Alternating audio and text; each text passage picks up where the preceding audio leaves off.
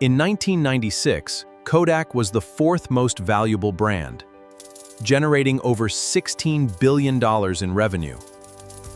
Share of the American film market. Just 16 years later, the yellow and red giant filed for Chapter 11 bankruptcy, suffocated under billions in debt, while its market capitalization completely vanished. But the tragedy of Kodak isn't that they were blindsided by modern technology.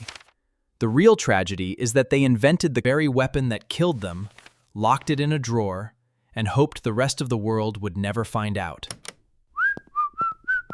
At its peak, Kodak was not just a corporate titan, it was woven into human culture. A Kodak moment was universal shorthand. Entire enterprise ran on one of the most lucrative business models in corporate history, the classic razor and blade strategy.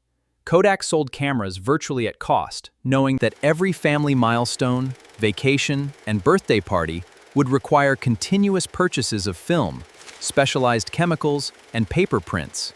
Gross profit margins exceeding 70%, creating an illusion of permanent invulnerability. The crack in the fortress appeared. An ambitious young Kodak engineer named Steve Sasson cobbled together a blue circuit board, a movie camera lens, and a newly developed CCD sensor.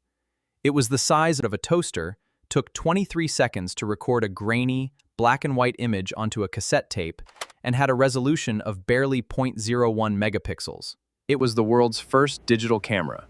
When Sasson demonstrated his breakthrough to senior executives, their reaction was entirely devoid of celebration. One executive famously told, "That's cute, Steve, but don't tell anybody about it."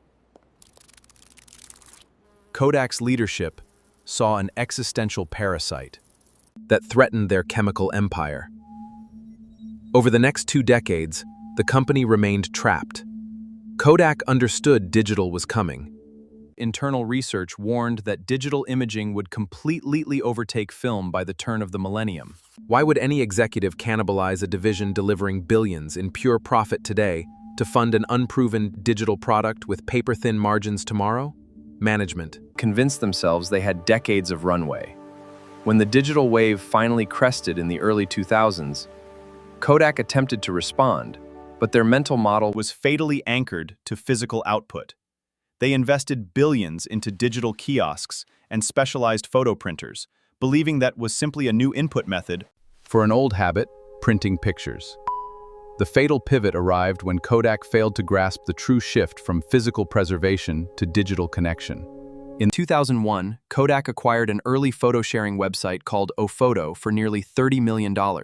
Instead of transforming Ofoto into the precursor of Instagram or Flickr, a digital community where people shared images instantly, Kodak fundamentally broke the product by using it strictly as a lead generator to persuade users to order printed photo books. When the iPhone debuted in 2007, consumers no longer cared about preserving glossy physical memories in scrapbooks. They wanted frictionless, ephemeral digital sharing. Kodak was still trying to sell paper in a screen-first world.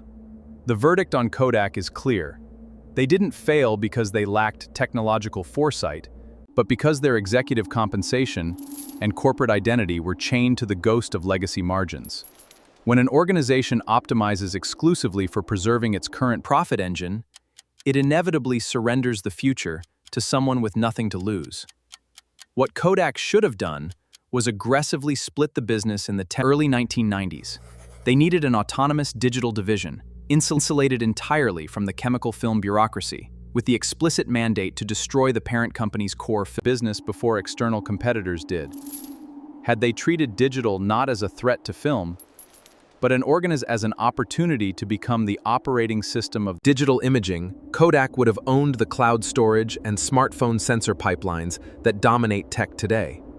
If you want to understand the strategic missteps behind the rise and fall of the world's most powerful corporate giants, hit the subscribe button and turn on notifications so you never miss our next deep dive.